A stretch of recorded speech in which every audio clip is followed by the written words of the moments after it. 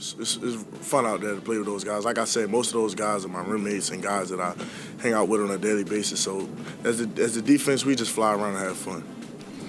Temple shuts down Tulane on Saturday, and now all eyes are on their toughest test of the season. Plus, if you think it's impossible for Temple to win the AAC East, you'd be wrong. We've got 7 tiebreakers coming up live on Inside the Nest.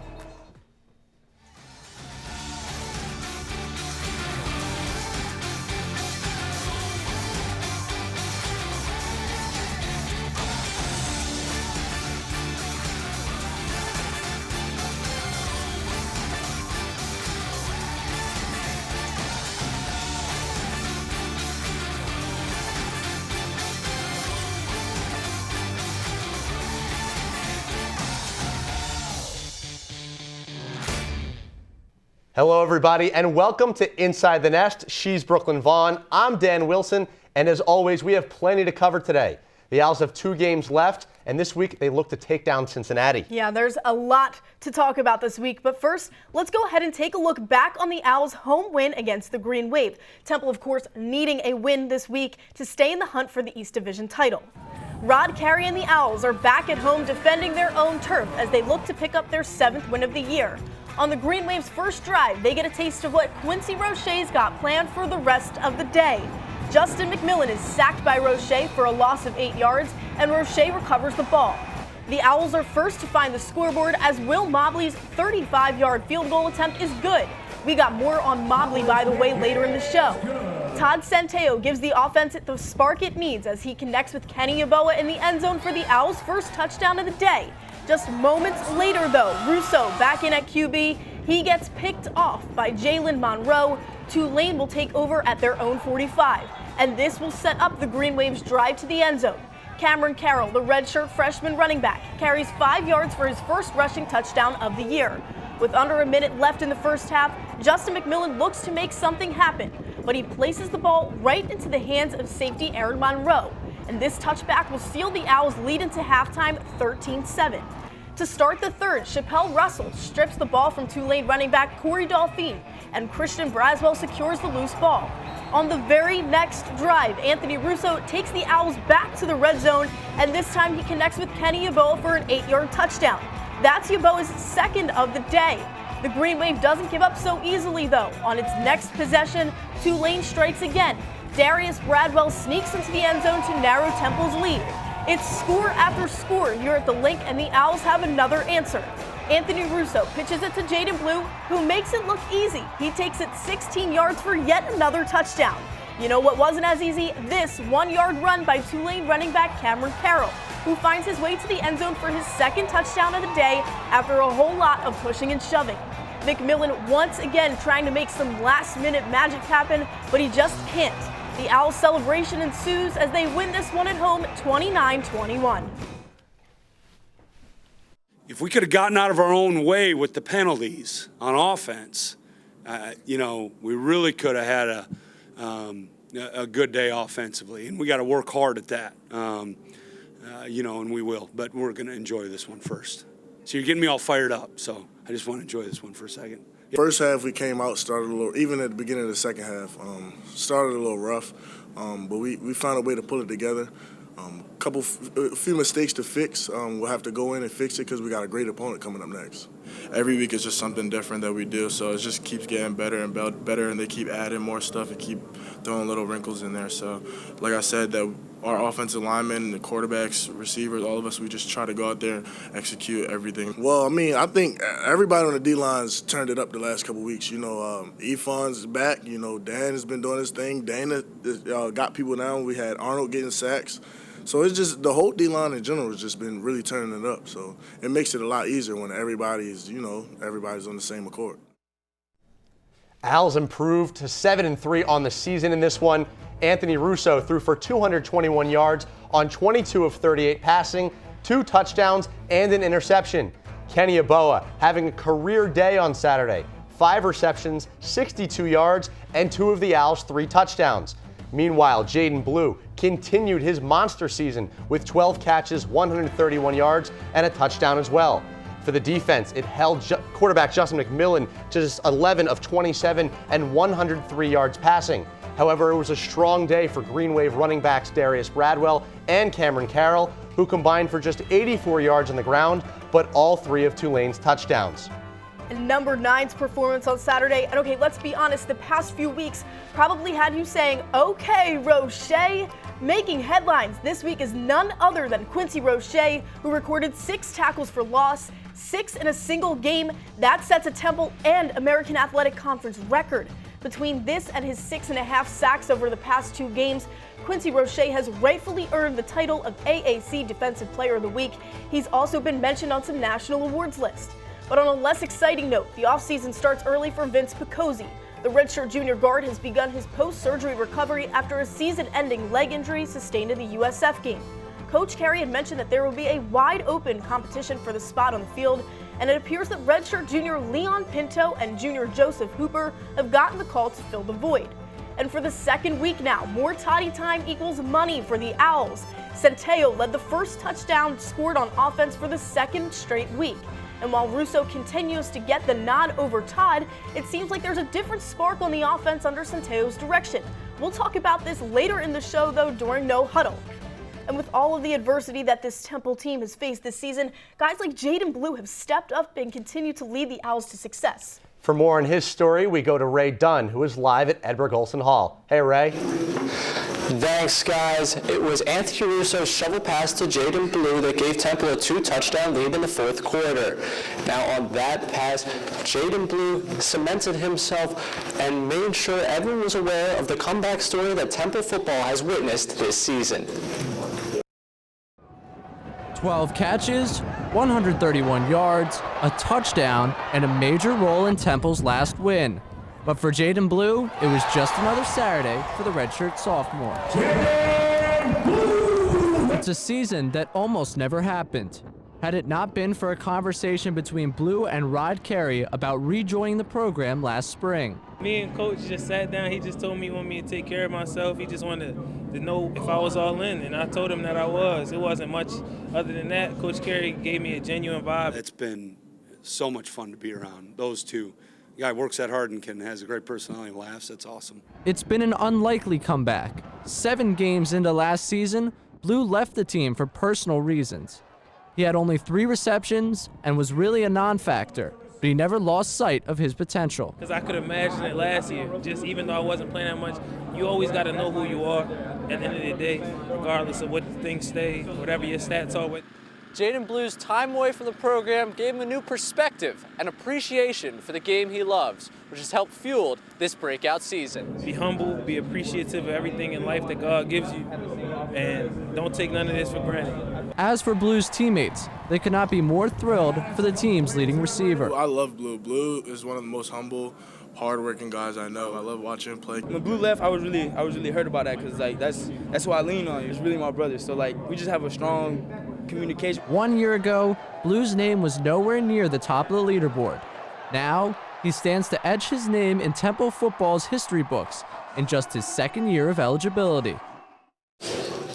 Jaden Blue has a chance to be the first Temple receiver to ever eclipse 1,000 yards in a season. He's already become the first Temple Owls receiver to ever have back-to-back games with more than 10 catches. I'm sure he'll be a big talking point when Rod Carey takes the podium in just a few minutes. But until then, live from Edward Olson Hall, I'm Ray Dunn. Brooklyn and Dan, back to you. Thank you so much, Ray. Yeah, we'll talk a lot about Jaden Blue later in No Huddle as well. But for the 2nd week in a row, there's a whole lot more good than bad to talk about for the Owls' performance. Let's break down exactly how the Owls were able to come out on top this week. And we'll start with containing Tulane's dual-threat quarterback, Justin McMillan. You heard me mention it last week during our stops for success. The Owls could not win if McMillan had his way. However, it was the Owls' defense that had answers all afternoon long. McMillan was held scoreless, keeping his 13 passing touchdowns and 12 rushing touchdowns in 2019 completely stagnant. McMillan was kept well below his season averages in both passing and rushing totals, making the Tulane offense no match for the Owls defense. And it's no surprise that the defense had such a successful day with the help of yet another outstanding performance from number 9. Roche had quite the busy day with 12 tackles, 6 of those being tackles for loss, 3 sacks, a forced fumble, and a fumble recovery. His 6 tackles for loss, by the way, we mentioned this a little earlier, it's a Temple and American Athletic Conference record. Over the past 2 games, he's recorded 6.5 sacks. Quincy Roche, your AAC Defensive Player of the Week, and rightfully so. And now for the guy who is continually breaking records. We're back to Jaden Blue. The redshirt sophomore receiver had 12 catches, 131 yards, and a touchdown on Saturday, making him the first Temple receiver with 3 separate 10-plus catch games in a single season. Not only that, but he's well on his way to the first ever 1,000 receiving yard season by an Owl. More on this later. And the two-headed quarterback strategy was back in action on Saturday, and it worked. Both Russo and Centeo led scoring drives. They had a combined 297 yards, had 26 completions for 44 attempts, 3 touchdowns, and Anthony Russo only threw 1 interception. And this was the second straight week again that Todd Centeo has led the first touchdown drive. So those are the positives. There are lots of them, and we expect Coach Rod Carey to touch on many when he steps to the mic. So let's take a break, and when we come back, we'll hear from Carey at Edberg Olson. Inside the Nest will be back in 90 seconds. And welcome back to Inside the Nest. Here is the podium where Rod Carey will be addressing the media in just a few moments. Yeah, a lot to get to as usual, and I'll start with this. So they win the game against Tulane, 2 weeks to play, still alive for the AAC championship game appearance, but they have their biggest game of the season coming up on Saturday, and it's on the road where the Owls have not had a ton of success this season. Right, exactly. So, of course, maybe this will get brought up today in Rod Carey's press conference, and he'll address those on-the-road woes. It is going to be a tough matchup, though, and you have to think that Cincinnati, this is the best defense that they've faced all season long so far, arguably. Yeah. So, hoping that this team stays healthy heading into this week. The defense, the secondary especially, they need to have a successful day. We'll talk a little bit about that later in the Owls' stops for success that they need this week. But again, it's going to be a tough matchup. Sure, and injuries always a concern, trying to get guys healthy in the final stretch of the season. And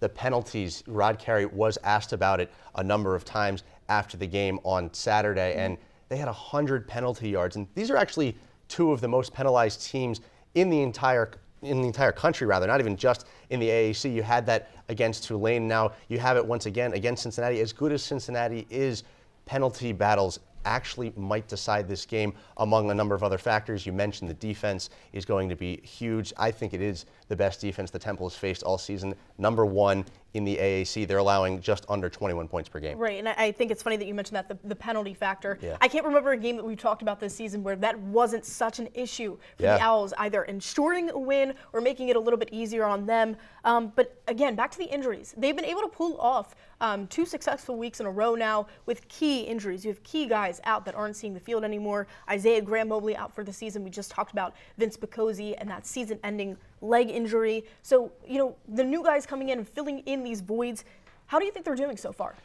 I mean, they're filling it right now. The last time they lost was that really bad loss to UCF, and having injuries don't help, but I don't think that was the reason they lost that game per se. And they've been able to fill guys, as you mentioned, Picozzi, Isaiah Graham-Mobley, guys like Benny Walls, who they've not had in the secondary, and they've been able to come away with wins. The USF win was not exactly the prettiest of wins, but they went down on the road and were able to come out with a W. Then they come back home against Tulane, and once again they get the job done, but you wonder if those issues will come back once again as they go on the road at Cincinnati, their biggest game of the year. And let's listen in live to Rod Carey at Edberg Olson as he talks about it. Obviously, we're, looking back to Tulane, we're very happy with the win and the outcome. Felt like we could have done a few things better in there, get more points on the board. Would have made the complexion of the game different, but give Tulane credit. They're a good football team. They had something to say about that as well. But now we're completely moved on to Cincinnati. And, well underway with a couple practices underneath our belt to getting this game plan installed and dusted up and ready to go. So it's a good practice today, good start to it. Certainly got a lot of respect for Cincinnati. Looking at them on film, I mean, they're good on defense, they're good on offense, and they're good on special teams. They run the football, they stop the run, and, do all the things that necessary to win football games, and that's why they're 9-1 right now. So very good football team, good challenge, going to their place, and from what I hear, it should be a fun environment, and so that's always good for both sides to be in a great environment like that. So with that, we can open up for questions. Brad, when you see Quincy kind of going off the way as the past 2 weeks, what are you as coaches seeing or evaluating that kind of role? You got to remember, we're so far in the weeds with that, Mark, that it doesn't come as a shock to us, right? Because we see the work ethic that has been happening with him since really we got here, and how he's changing. I'd be more inclined to say we've been waiting to see this. We've been expecting it more than shocked or something flipped in him or something recent. I think this has been a culmination of the work that he's doing and continues to do. So that's kind of our perspective. It's a little different. What kinds of things have you seen from Desmond Ridder on film? He's a quarterback that has control of their offense. He runs the ball really effectively. He throws the ball effectively. He's just a really good quarterback. It seems like every week I'm saying that about the quarterbacks in this league. And he's not going to make a mistake. Very, very few. I haven't looked at his stats, but looking at all the game film, I can't, I don't know how many interceptions he has on the year, but it can't be many. So he's not going to make mistakes that way. Do you look at last year's film? That was a really good job on him. Yeah, we looked at that. Yeah, we did. And that was all a part of when we first got here, learning about our team too. But then each week we've incorporated last year's game with conference opponents in there that are common. So no, that was a slugfest last year for sure. And Temple was fortunate to get the win. It seemed like after when Yvonne had that personal foul on Saturday, kind of drew him out a little bit on the sideline. How do you really try and resonate with players after that? Well, I mean, what do you mean resonate after I chewed him out or while I'm chewing him out? There ain't much resonating going on when I'm chewing him out. Afterwards. Yeah. Listen, I did not tell E-Fine he's a bad person or, I think he's a horrible human being. I said what he did was really dumb. And I said it loud and emphatically. So afterwards, he understood. And so I just got back to him and I said, "Are you ready to go?" after a couple plays. And he said, "Yes." And he goes, "I got it, and I'm sorry." And then he moved on. How do you coach that, Rod, when you try to teach football players to be aggressive, be active, be hyped up for a game, but that fine line of like, okay, you made the play, but how hard is that? How do you do that? How do you walk players through that as a coach? Well, that's the trick, isn't it? There's always, I say, two tricks, is that you got to play on that level where you play with so much of passion that it spills into emotion, but you have to be able to control the emotion. And then the other one is when it's not emotional, you still have to play with great passion to play up to your standard, not to anybody else's, and not to go overboard. So those are the two tricks. And how we do that, and we try to practice it. Now, it's hard to recreate in practice, but we try to put a lot of pressure on ourselves in practice. And as coaches, we try to put pressure on the players. And that's how we do it. And then when you go through the wars, like, E-Fine, this is really his first time going through a lot of these wars and feeling that at this level. So sometimes that can be a great teacher as well. With the IGM and play crew being able to kind of step in and be available, how big was it to be able to kind of plug him in?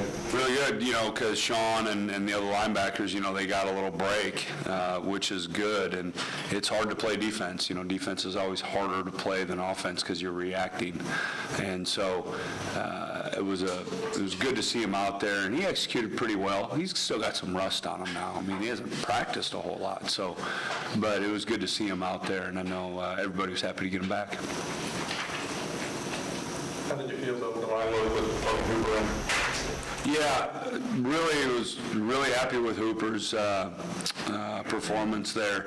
I thought he played as well as any guard we've had at any time this year, and we got in some too and did pretty well. He was pretty good. But if you're looking at the film, no, I think Hoop played really well. So you expect Hooper to probably see the majority of snaps? Yeah, I mean, listen, one game doesn't make a career, so it's still a competition, right? He's still got to go out and prove it this week again. And I know Gugu wants more time, so he's pressing. And, competition just is a marvelous thing. We all think about that. We all want to get it, but it's the process of getting something you have to compete for that makes it sweeter and makes you better. You mentioned on Saturday that the offense kind of stopped itself a few times due to penalties, and you guys were going to go about correcting that. How have you gone about correcting that so far this week? Downs today in practice when we had to jump off sides or something like that. That's the first thing. It has to be a little negative reinforcement because it's a negative thing. And then we tried to put them under more pressure and simulate that again today so that when it comes in the game, we're ready for it.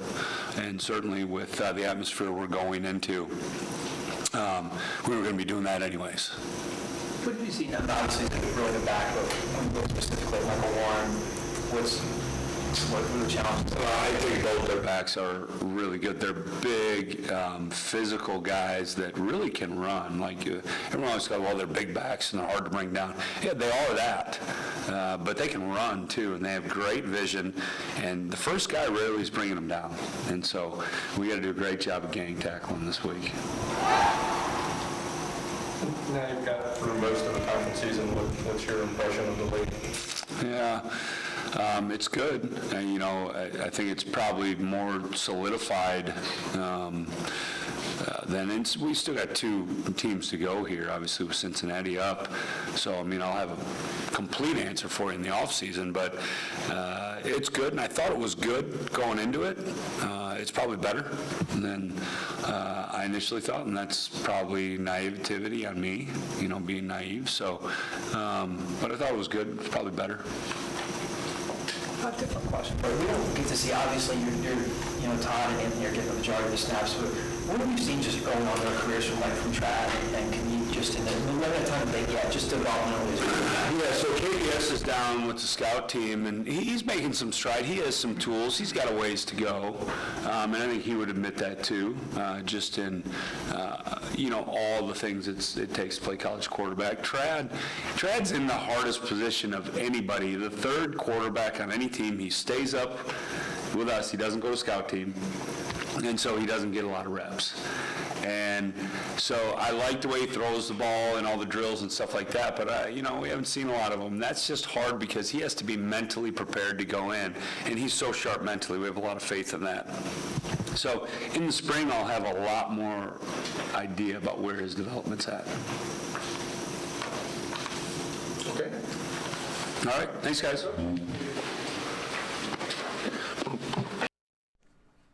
And there you have it, Rod Carey spending some time with the media this Tuesday afternoon. There's always so much to unpack from these press conferences, so I'm going to go ahead and throw it over to my co-host Dan Wilson, who is joined at the Plasma by Inside the Nest reporter Dom Gillespie to do a little quote dissection for us. What's going on, guys? Yeah, thank you, Brooklyn. Back for the second consecutive week. We're doing a little Coaches Speak dissection. It's myself, Inside the Nest reporter Dom Gillespie, and we'll start with quote number 1 from the live press conference that you just heard from Rod Carey. You take a look. We've seen the work ethic with Blue, that's Jaden Blue, and this has been a culmination of that hard work. Dom, break it down for me. Every time Rod Carey's asked about Jaden Blue, he answered the question the same way. He's seen it coming. Blue's been putting in the work behind the scenes. The media person will be like, talk about him, his shock. Carey'd be like, it's not a shock.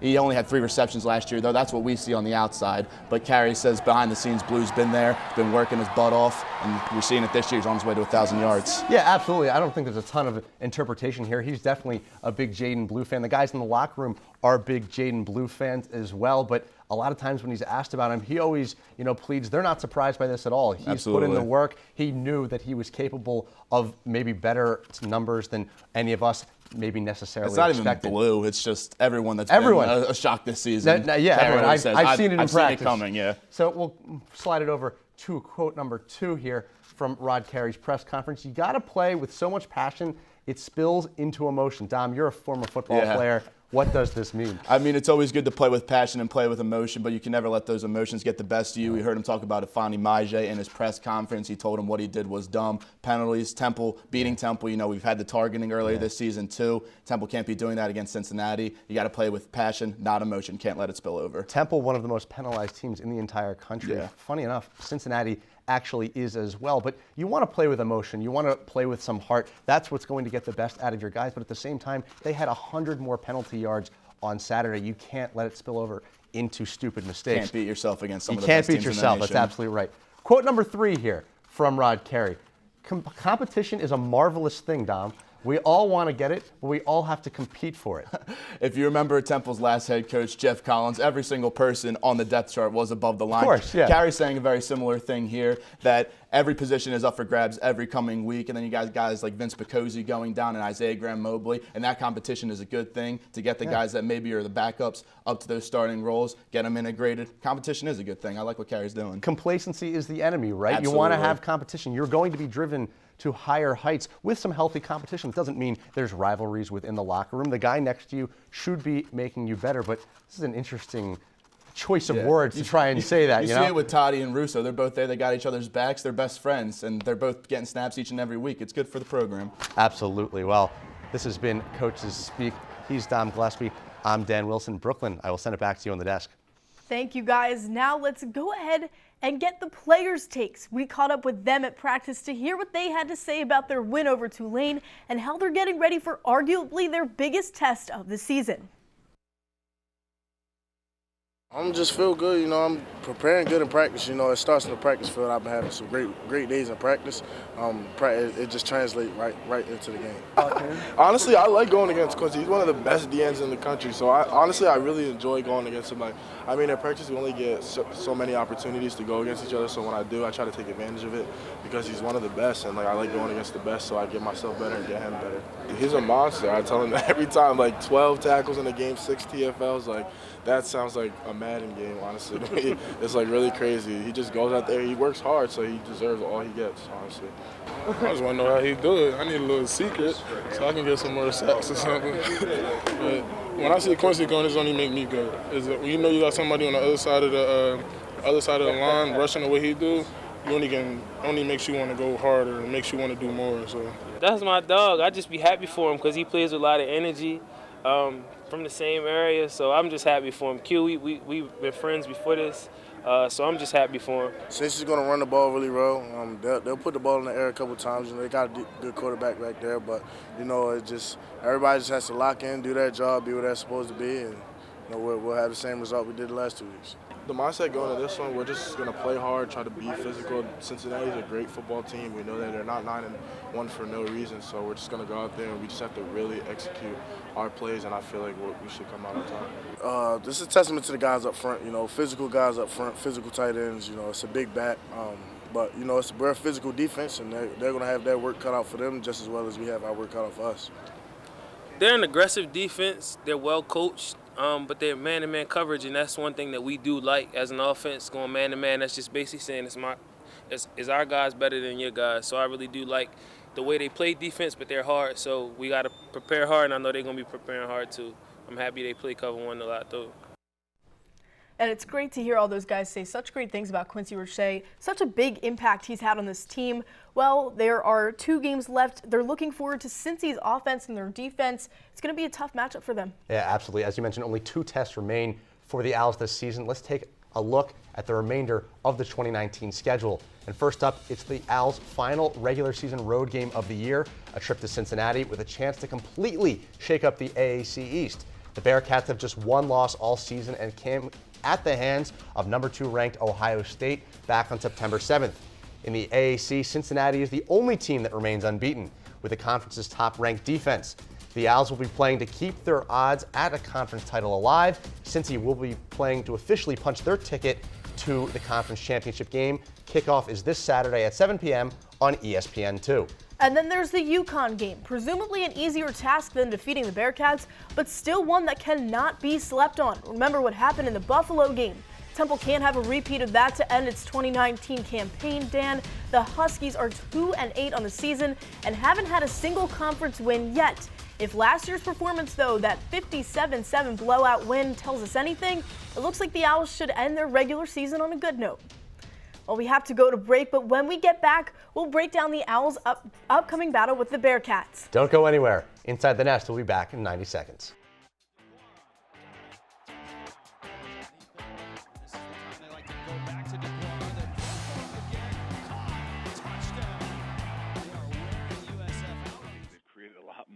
Havoc with the guys up front. They have a really good front. They're aggressive, you know, and I think that's probably, I don't know that they weren't in the few weeks before that where maybe they struggled a little bit more defensively. They played some really good offenses, and sometimes things kind of happen. But I think they've become a bit more aggressive up front and creating a lot of havoc. Welcome back to Inside the Nest. The Owls are heading into arguably their most important game of the season. At least their most challenging, taking on number 17 Cincinnati in a game that could determine their chances at the chip. The Bearcats are led by third-year head coach Luke Fickell, who spent most of his career as an assistant coach at Ohio State University. Since he currently sits atop the East Division with a record of 9-1 and staying undefeated in conference play, they return home this week after escaping the attack of the cattle, just merely squeezing by USF in a 2017 win. If history tells us anything, you would have to think Temple has a shot in this one. Cincy's record against Temple is 7-13-1. Keep in mind that the Owls are on a 4-game winning streak versus the Bearcats dating back to 2015. The Bearcats come in as the only unbeaten team in AAC play at 6-0 and sit 9-1 overall. And as we mentioned, their only loss this season wasn't exactly to some slouch. It came at the hands of the now number 2 ranked team in the country, the Ohio State Buckeyes. Cincinnati's offense has been relatively average this season, though, at least as it pertains to points per game in the AAC. Additionally, their passing yards per game and passing yards allowed per game are both 9th in a 12-team conference. However, Cincy's defense has been outstanding in conference this year, allowing just 20.6 points per game, which is ranked number 1. Temple's defense is going to have to do its job to keep the game within reach, as points will certainly not be plentiful for Russo and company. And now that we've taken a look at how Cincinnati has arrived at this point, it's time to meet the guys to keep an eye out for on Saturday. Yeah, let's go ahead and take a look at our players to watch for the week. And I'll start on the offensive side this week. Keep your eye on Michael Warren II. He's Cincy's standout junior running back, and while he attacks on the ground, he's racked up receiving honors too. He's got 189 touches through the season, 10 rushing touchdowns, 2 receiving touchdowns, and 981 scrimmage yards. Michael Warren II is going to be a tough matchup for the Temple linebackers. And on defense, you're going to want to watch out for number 3, sophomore safety Javon Hicks. His 4 interceptions this year are tied for the most in the AAC, and to say this guy has a knack for finding the ball would be an understatement, as he has 2 forced fumbles and 4 fumble recoveries as well. This season, we've highlighted his efforts on the show before. The Owls offense will have to keep an eye out for him on Saturday. The bottom line is the Owls should expect to have their hands full this coming weekend. Yeah, and for more on this, we send it back over to Dom Gillespie, who would be nowhere other than the plasma. How are you, Dom? I'm good, Brooklyn. Thanks, guys. It's that time of the week again. Dan and Brooklyn give you their players to watch, and then Ray or I stand up here and rant some more about some matchups to look out for heading into this heavily anticipated weekend. So my suggestion, keep an eye on the sky come Saturday. Throughout the entire season, Temple's offense has struggled to find the best balance between running and passing the football. But now that a majority of the season has passed, it is safe to say this offense cannot rely solely on run to beat any team this year, let alone the best team they will play all season. Whether you like it or not, Temple is going to have to come at the Bearcats from all different angles, which will include attacking them through the air, where Cincy has been stellar this year. The Bearcats defense alone has 22 takeaways, 10 of them coming off interceptions from their no-fly zone secondary. Temple's entire unit only has 6 on the season. Add in Cincy's interceptions with their 22 pass deflections and a completion percentage against of 52%, and this squad has been giving nothing but headaches to opposing QBs. We all know Russo has had plenty of trouble taking care of the football this season. No better stage to step up than in a game with the conference chip on the line. The Owls receiving core has had its struggles this season, but have overall been a bright spot. with Jaden Blue being on watch for a 1,000-yard season, and along with Brandon Mack tying the single-season 100-yard receiving game record with 4 apiece, they have been a faint sign of consistency. If I got one X factor, it's got to be my main man, Isaiah Wright. Over the past 3 games, he's only had 33 yards and has not been the human highlight reel on special teams that fans have come to know and love. I'm sure Carrion Company would love to see number 2 come out and play when the Owls need him most this coming weekend. As mentioned by everyone in the studio already, Saturday's game will carry a lot of weight as to whether Temple can play in a conference chip. Expect Temple to use all of its weapons on Saturday. Don't be surprised to see some fresh new plays coming from the Owls sideline. But until then, reporting from Plasma, I'm Dom Gillespie. Brooklyn and Dan, back to you. Thank you, Dom. And now that we've taken a look at Cincinnati, it's time for Brooklyn and I to give you our stops for success. And we won't be taking the train to Lincoln Financial Field this week, and I don't think we can take it all the way to Cincinnati either. Maybe we could take it to our favorite sports bar to watch the game. I don't know. Let's go ahead and hop on and check out the Owls' stops for success as Temple looks to hand Cincy its first conference loss of the season. And the first stop for me is going to be successful secondary play. Hey, USF was able to keep Cincy scoreless throughout the first half of their last game, so why can't Temple? Cincy only averages 160 passing yards a game. It's not their strong suit. All around, the defense performance is needed to be strong, especially the secondary. Yeah, as we've mentioned, Cincinnati's strong suit is certainly in their defense. The Owls, they need to keep the pocket clean. Cincinnati has 25 sacks on defense this season and 11 from their linebackers, so keep an eye out for them, and that's tied for 37th in the nation. Russo has enough of an interception problem already this season, 10 in as many games, 91 for 130 completion percentage. He needs as much time as possible. Cincinnati's defense is very, very strong, good at getting pressure. The Owls need to keep it clean for Russo. I agree. Moving on, next stop for success. Do not let the rocket launch. And what I mean by that, Michael Warren II, the Toledo, Ohio native, and the only thing most sports fans know about Toledo is that they're the Rockets, so don't let the rocket launch. Michael Warren, my player to watch. He's good, Dan. He's the 4th best rusher in the AAC, 833 rushing yards in the season, 10 rushing touchdowns, and he's averaging 4.8 yards per carry. He ended his last game with a great performance, 134 yards for 26 attempts and a rushing touchdown. My last stop for success, the Owls need to win the defensive front battle. They've had 12 sacks over the past 2 weeks, and Quincy Roche's accounted for 6.5 of those. They had 9 against USF, another 3 against Tulane. Cincinnati, they've allowed 23 sacks this year. That's tied for 88th out of 130 FBS teams. If they can get pressure on Desmond Ridder and force him out of the pocket, the Owls need to do that to have a shot in this one. And it is time to go ahead and take another break, but when we come back, we're going at it in another edition of No Huddle. The Owls quarterback situation, the Owls best position group, and of course, our prediction for Saturday. We're only 5-5 on the year, so don't get too excited. Stay with us. Inside the Nest, we'll be right back.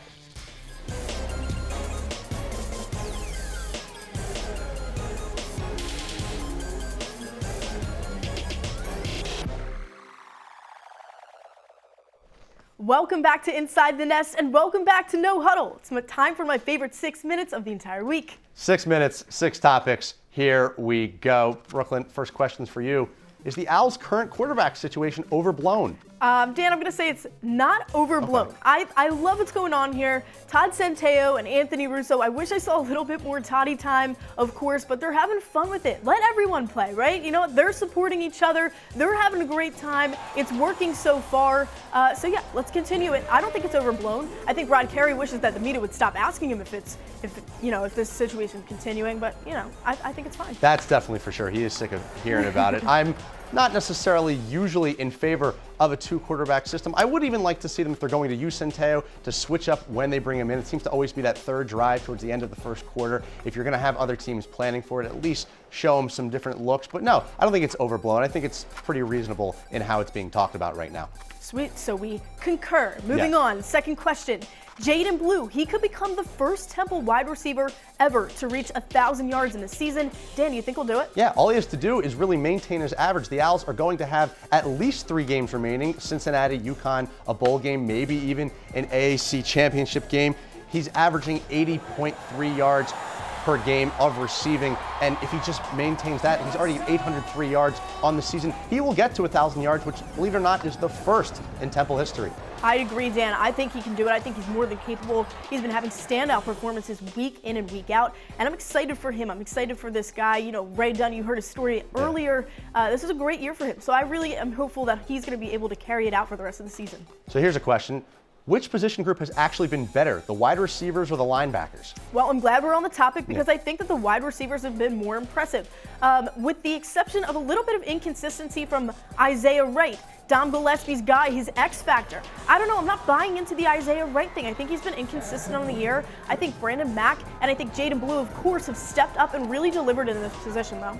Yeah, I agree with you. I'll go with the receivers as well. And to your Isaiah Wright point, it's funny, he has been inconsistent, especially recently, but he's actually tied for the Owls' lead in receiving touchdowns at 5, tied with Brandon Mack, who, by the way, is also in contention if he just went a little above his average to get 1,000 yards as well. Jaden Blue, we just highlighted how great he's been. Hard to not pick them. Absolutely. Moving on, our fourth question.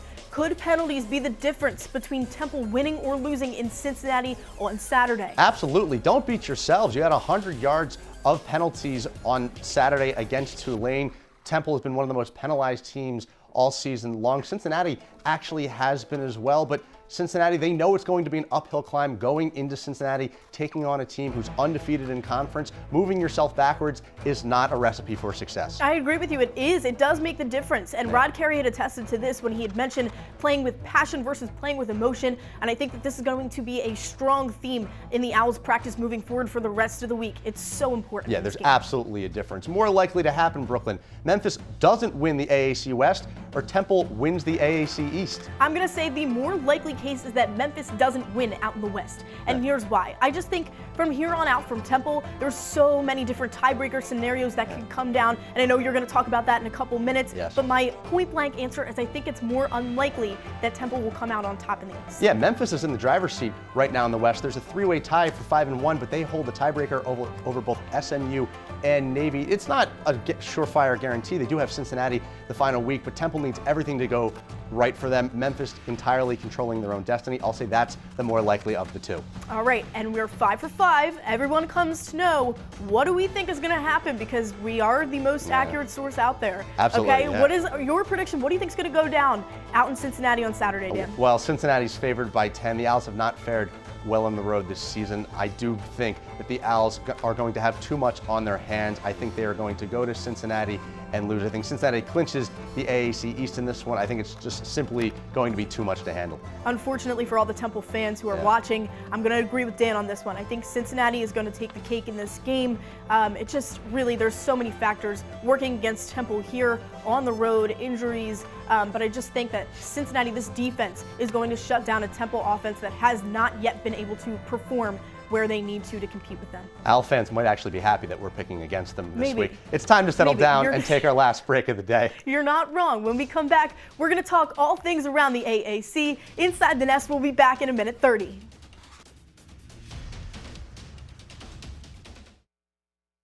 I mean, every game I try to teach. Well, I try to teach.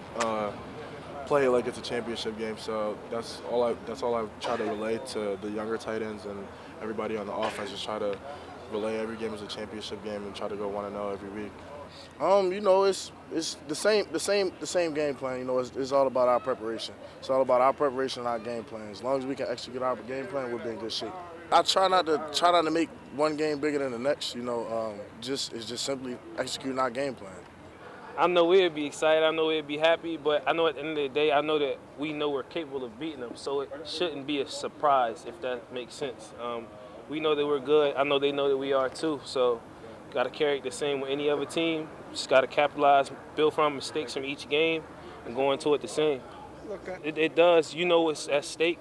They know what's at stake too. Even though it's 1-0, you know what's going into it. It's kind of like a championship for us. You got to carry it that way. That's how we preparing so hard, but it's still the same. You got to have that same mindset. You can't slack. You can't try to do too much at the same time. Coach always say, don't make plays, just execute, and I believe in that. Welcome back to Inside the Nest. When the Owls lost 63-21 at the hands of UCF on October 26th, the chances of the Owls appearing in the AAC championship game seemed impossible.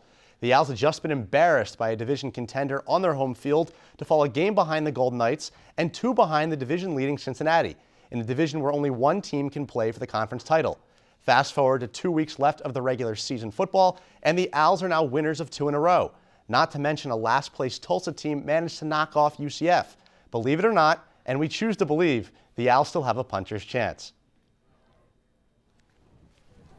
With 2 weeks to play in the regular season, the Owls are still alive in the AAC East. Touchdown! Though the odds are not in their favor, the Owls can put themselves in the mix with a win this weekend. Cincinnati right now in the driver's seat at 6-0, but Temple, they play Cincinnati this coming Saturday head-to-head, and a win would pull the Owls within 1 game. An Owls win is a must. If Cincy holds serve at home, the East title goes to the Bearcats. However, a win on the road in prime time could set up the possibility for quite the scenario. A simple 2-way tie between the Bearcats and Owls would be easy, with Temple taking the tiebreaker thanks to its head-to-head win, should they get it. However, if Temple, Cincinnati, and UCF all finish 6-2 in conference, it gets a little bit crazy with scenario number 2. As you see, 6-0, 4-2, 4-2 for Cincinnati, UCF, and Temple respectively. UCF wins out, Temple wins out, and Cincinnati loses out, which of course involves Temple beating Cincinnati this Saturday. As one of them, Cincinnati loses to Memphis. Very plausible. They're at the top of the AAC West. So, with a little luck, 3 teams with identical records. Because Cincinnati beat UCF, UCF beat Temple, and Temple beat Cincinnati, the simple head-to-head tiebreaker wouldn't work in the event of a 3-way tie. And neither would divisional record, common opponents, and overall record. That would leave us with the 7th. Yes, you heard that correct. 7th tiebreaker of FBS computer rankings would settle the tie. It's anybody's guess which team would emerge from a computer-based decision tiebreaker. Nevertheless, the fact that these possibilities even remain on the table for the Owls at this point is remarkable by itself. And of course, there's already been plenty of exciting action around the American Conference this time of year. He made the jog all the way from Edberg Olson Hall to be back in Studio 3 with us. Ray Dunn, tell us a bit more about what went down this past weekend throughout the conference. Thank goodness for high school cross country, because that jog was rough. Anyways, this past week with 5 teams on bye, it wouldn't sound like a very dramatic one for the AAC, but 2 frontrunners survived potential spoilers, and 1 team capsized against the top 15 foe. We start in Houston, where the Cougars strike first. It's been a disappointing year, but quarterback Clayton Toon had the crowd buzzing early with a long passing touchdown. Now, Toon is no De'Ara King, but right here, he runs this one all the way. That play accounted for more rushing yards than all of his running backs combined. Now, Houston may have led early on, but the Tigers, they're going to end up come roaring back behind the efforts of quarterback Brady White, who had the most impressive quarterback performance of anyone named Brady this weekend. 5 touchdowns and 341 passing yards later, Memphis improves to 9-1 with a 45-27 win. We move to Tampa, where USF had Cincinnati on upset alert. That 3rd quarter touchdown gave the Bulls a 10-point second-half lead. But it doesn't last, as the Bearcats close the gap in the 4th with this Michael Warren rushing touchdown. Bulls kicker Spencer Schrader had a chance to give the Bulls a lead, but it doinks. He missed 4 field goals on the night, and on the other end, Sam Crosa for the win. It's good. They walk it off. Bearcats win 2017 and stay unbeaten ahead of the pack in the AAC East. And as for one of the leaders out in the AAC West, they weren't so lucky against the Irish. Navy came in ranked and on a 5-game winning streak. The midshipmen left battered and beaten. Ian Book throws 5 touchdowns in less than 3 quarters, 4 of them to Chase Claypool. Notre Dame sinks Navy in a game that was never in doubt, 52-20, Fighting Irish. As fun as last weekend was, this weekend figures to be even better. I'll save that for games on tap, but between a 3-way tie at the top of the West and the implications in the East as Temple and Cincinnati face off, I'm sure the standings will look totally different in a week. Reporting from Plasma, I'm Ray Dunn. Brooklyn and Dan, back to you. Thank you so much, Ray. Now let's go ahead and take a look at the current standings, of course, out in the East. This is Cincinnati's division to lose. And over in the West, there's a 3-way tie. Memphis is head-to-head over both Navy and SMU. Yeah, I mentioned it briefly. The 3-way tie, as you see at the top of the AAC West. All 5-1 teams. Memphis has defeated both SMU and Navy this season, so they do control their own destiny. If they are able to win out, they automatically get the nod to the AAC championship game. And Cincinnati, all they have to do is win one of their 2 remaining games. Of course, they have the Owls on tap this weekend, and in the final week of the season, they will actually be playing Memphis, so it's possible that they could be previewing the conference title game just a week before it happens. Right. Among these teams are some standout athletes that we like to feature every week. Let's take a look at the most wanted men in the AAC. And I'll start with my first player to watch and most wanted guy. It's from UCF, Otis Anderson. He's a running back / wide receiver, but he's just an offensive toy. Great on special teams. This elusive special teamer. He's wanted in all 50 states. He leads the AAC in punt return yards and average. Longest punt return of the year, 87 yards, and he's 54th in FBS punt return average. And the second player to watch, Brian Wright, our most wanted guy from Cincinnati. He's a linebacker, and he's tied for 4th in the entire conference for sacks. He's 9th in the AAC as well for tackles per game. Here's a guy you might be familiar with, Will Mobley, the Temple kicker. He's been all reliable this year. Leads the AAC with a 91.7 field goal percentage, 11 of 12 on attempts. His longest field goal this season, 44 yards, 16th in the FBS in field goal percentage.